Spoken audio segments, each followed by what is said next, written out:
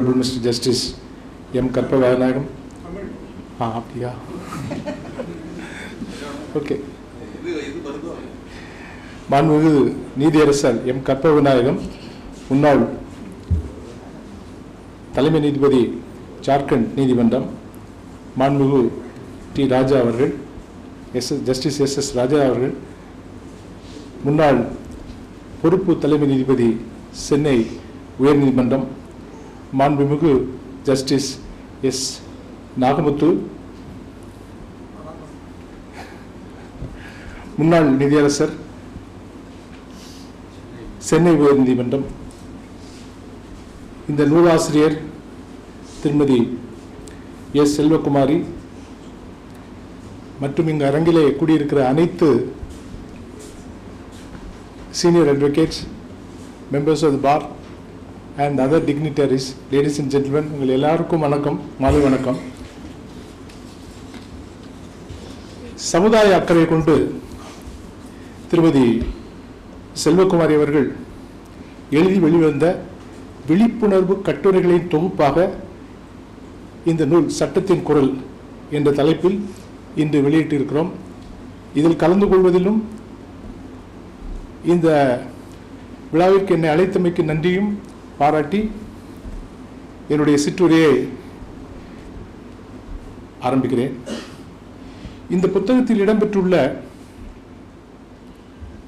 கட்டுரைகள் படித்தபோது ஆசிரியர் திருமதி செல்வகுமாரி மிக எளிய நடையில் பல சட்ட தகவல்களையும், முக்கியமாக பெண்கள், குழந்தைகள் நல மற்றும் பாதுகாப்பு சம்பந்தமான விஷயங்களை சிரத்தையோடும் அக்கறையோடும் பகிர்ந்துள்ளார். இந்த முயற்சி உண்மையிலேயே பாராட்டுதலுக்குரியது. ஆசிரியர் மற்றும் வழக்கறிஞர் செல்வகுமாரி பல பட்டங்களை பெற்றுள்ளார். அவை அனைத்தும் அவருடைய திருமணத்திற்கு பின்பு முடித்ததாக சொல்லி பெருமையோடு என்னிடம் பேசினார்.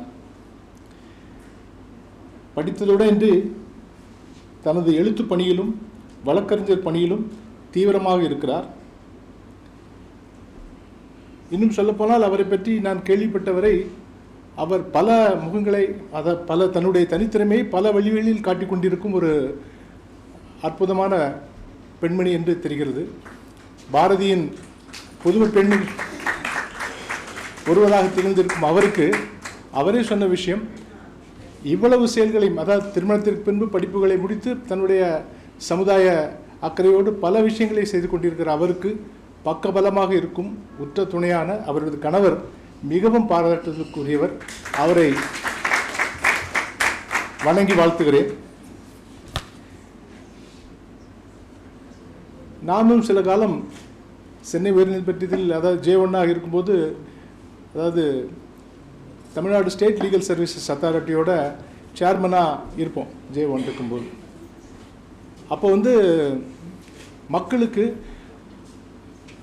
சமுதாய நலத்திட்டங்கள், அப்புறம் எத்தனையோ வழக்குகளை பற்றியோ அல்லது சட்ட பற்றியோ அவங்களுக்கு ஒரு தெளிவு வேணுங்கிறதுக்காகவே ஒரு விழிப்புணர்வு முகாம் தமிழ்நாடு முழுசு நடத்துனது டிஸ்ட்ரிக்ட் வைட் வைஸ் நடத்தி அதில் அட்வொகேட்ஸ்க்கு முதல்ல சீனியர் அட்வொகேட்ஸ் ஃபோரம் அவங்க மாநில மத்திய அரசுகளினுடைய நிறைய நலத்திட்டங்களை பற்றி ஒரு புக்கு ரிலீஸ் பண்ணியிருந்தாங்க. அதை வாங்கி எல்லாருக்கும் கொடுத்து அதை அவங்களுக்கு மக்களுக்கு கொண்டு போய் சேரணும்.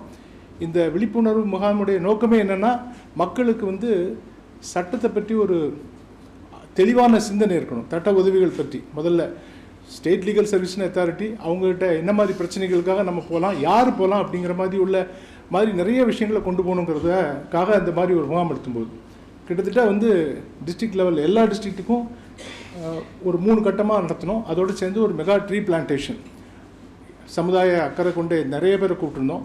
எல்லா டிஸ்ட்ரிக்ட் அட்மினிஸ்ட்ரேஷன், அப்புறம் ஃபாரஸ்ட் டிபார்ட்மெண்ட், அப்புறம் சோஷியல் வெல்ஃபேர் டிபார்ட்மெண்ட் அப்படிங்கிற எல்லா தரப்பினரும் ஒரு பார்ட்டிசிபேட் பண்ண ஒரு மெகா கூட்டத்தில் மக்களுடைய குறைகளை கேட்டோம்.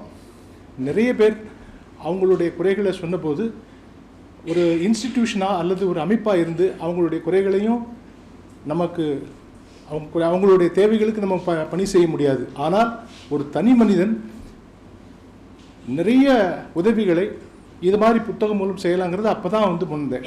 மக்களுக்கு அவேர்னஸ் கிரியேட் பண்ணால் அந்த மாதிரி ஒரு மாபெரும் அந்த அந்த ஒரு முயற்சியில் வழக்கறிஞர் செல்வராணி வெற்றி பெற்றிருக்காங்க இந்த புத்தகம் மூலம். இன்னொருக்கு செய்யக்கூடிய